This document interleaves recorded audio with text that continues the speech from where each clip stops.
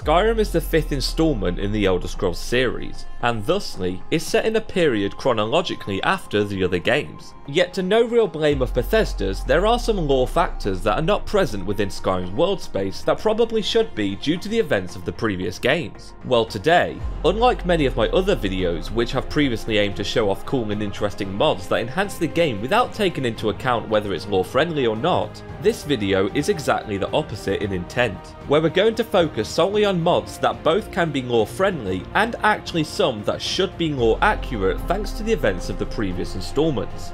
And to achieve this, I've separated this video into 3 segments.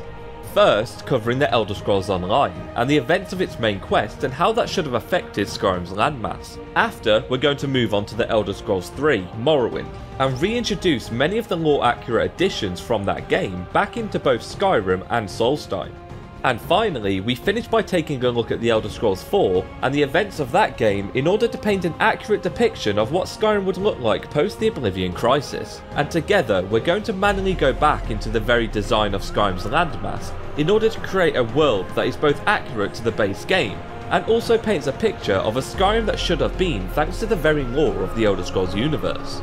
So without further ado, let's get into the episode.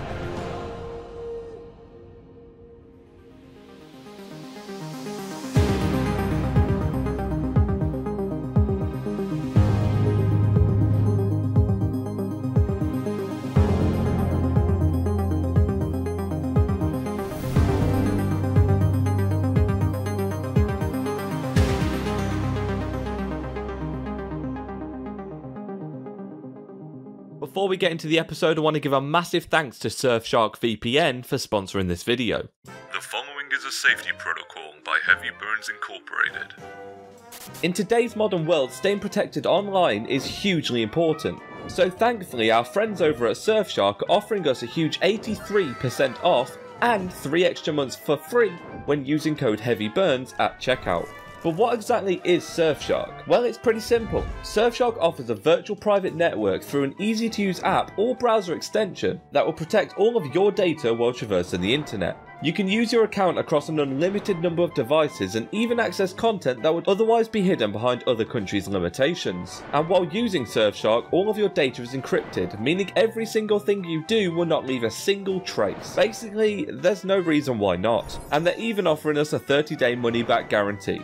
There's really no better time to start caring about your internet security. So click the link in the description, use code HEAVYBURNS at checkout and you'll get 83% off plus 3 months for free. Thank you once again to Surfshark for making videos like these possible, and without further ado, let's get into the episode.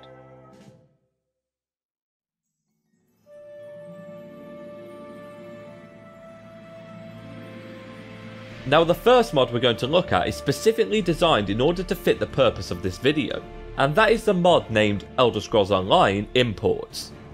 What this mod does is add a whole bunch of new items, spells and locations to the world of Skyrim that lore-wise should be there in accordance to the Elder Scrolls Online. And when I say it adds a lot, I mean 16 major locations, 16 minor locations, 4 new weapon artifacts, 10 new armor artifacts, 7 new spells, and a whole bunch of creature variants that expands the world to fit the lore of what was shown in the Elder Scrolls Online. This mod alone can pretty much sum up many of the additions that will amend the lore issues between the ESO and Skyrim.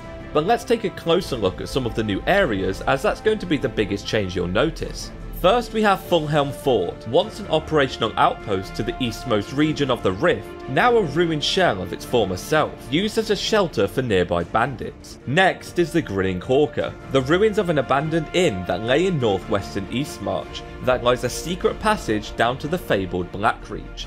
And then there's Old Windhelm, a location just outside the eastern gate, which has been left a ruin and also leads deep into the dark depths of Windhelm's Forgotten Barrow. And they're just the tip of the iceberg when it comes to interesting new locations that have been immersively added through this mod. Because aside from the new areas to explore, there are also new treasures to find, from robes and spells with effects mimicking those in Elder Scrolls Online, to weapons and armor, relics with enchantments which are passed on from ESO's loot pool. But Elder Scrolls Online Imports is still only the first of our mods to reclaim the game's lore. Introducing Dark Anchor Ruins and Dolmens. a mod which leaves behind the remnants of essentially the main quest of ESO's adventure by introducing the leftover ruins of Molag Bal's invasion into Tamriel, with 6 new Dark Anchor dolmens scattered around Skyrim in the same locations as they once landed in the Elder Scrolls Online. And these, along with ESO Import's new locations, really give you a sense of the wear and tear that the land of Skyrim has been through long before the events of the game. But one last landmark that has survived the onslaught of time is the wayshrines, thanks to the mod Skyrim Wayshrines, immersive fast travel, which does exactly what you would expect, by reintroducing the various wayshrines that were present in ESO that acted as fast travel points across the world. Each one of them can be unlocked by discovering it in the world, and then after that can be used to immersively fast travel across various locations, including those added by Dawnguard and Dragonborn. And it even comes with its own main quest line, of which you follow the findings of a great scholar in order to uncover his teachings on the ancient shrines. This mod, paired with both the Dark Anchor Dolmens mod and ESO imports, provides you with more than enough additions to fit ESO's lore seamlessly into Skyrim's base game. But moving forward in time, let's take on the events of our eastern neighbours.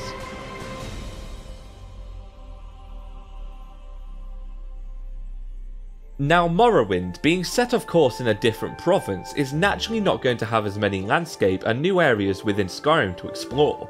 But there is one area which is a linking factor between both games, and that's a small island off the coast, named Solstheim. Now the first mod we're going to take a look at is named Morrowind Creatures, and this mod is designed to provide the island of Solstheim and select parts of the rift which borders Morrowind, with new creatures designed after those you would have seen in the Ashy province.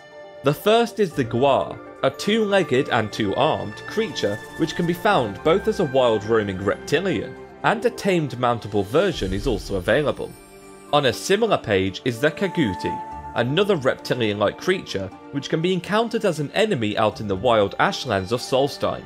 And the final creature added by this mod is the Nyx Hound, which again, similar to the Grahl, can be encountered either as a wild enemy to defeat, or a tamed pet similar to that added by the Creation Club. And these creatures already start to bring some familiarity to what you would have seen in Morrowind. But while these are great for content, it doesn't really fix the lore issues present on Solstheim that were in Morrowind's Blood Moon expansion. So that's where the next few creature mods come into play.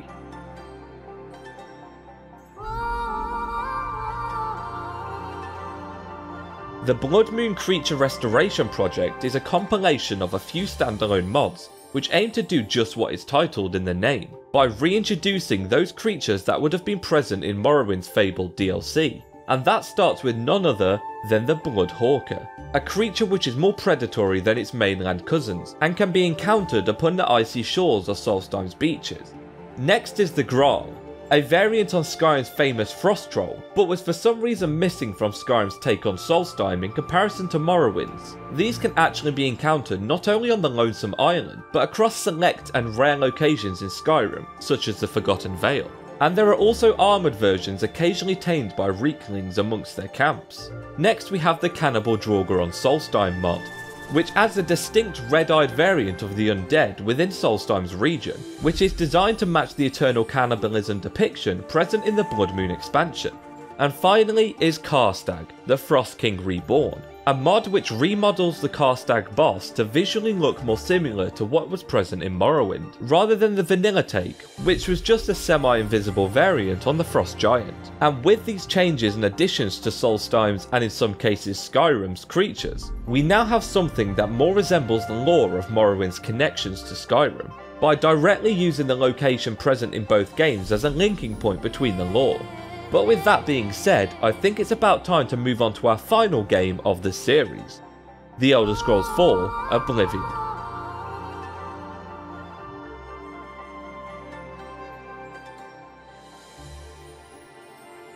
Now Oblivion, in a similar way to Morrowind, isn't a game where you directly go to Skyrim like ESO, so many of the additions here are going to be those that would have left their mark on Skyrim thanks to the events of its story.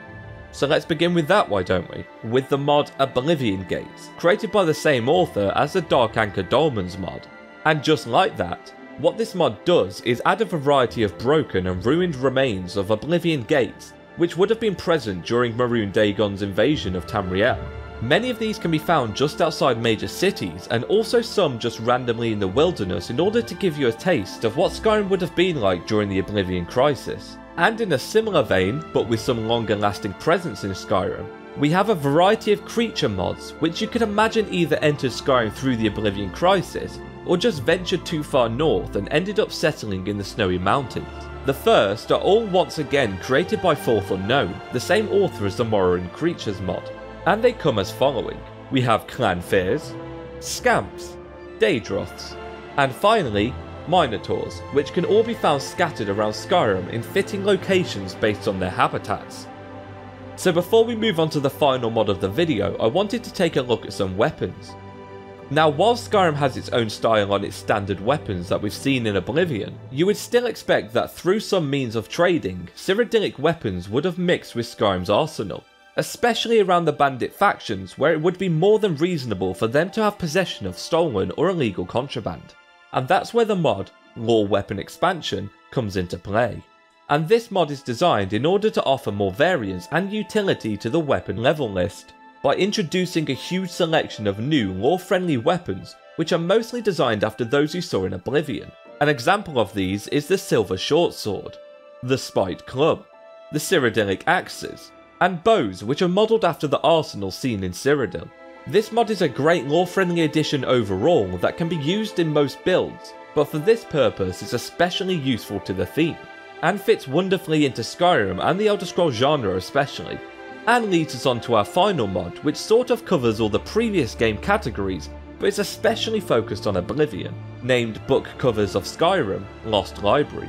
Now the reason why this mod is so massive is just due to the sheer quantity it covers, by reintroducing 295 books, all from earlier Elder Scrolls games, and redesigning the covers to fit naturally with those in Skyrim's base game. And this really does add that extra feeling of history to Skyrim, which will finally link it with the games mentioned in this video.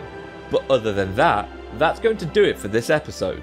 This week's Twitter shoutout goes over to Gromit Mug, who is also an active member of our Discord, so be sure to join that using the link in the description. But other than that, thank you for watching, don't forget to subscribe, and I'll see you in the next video. Take care.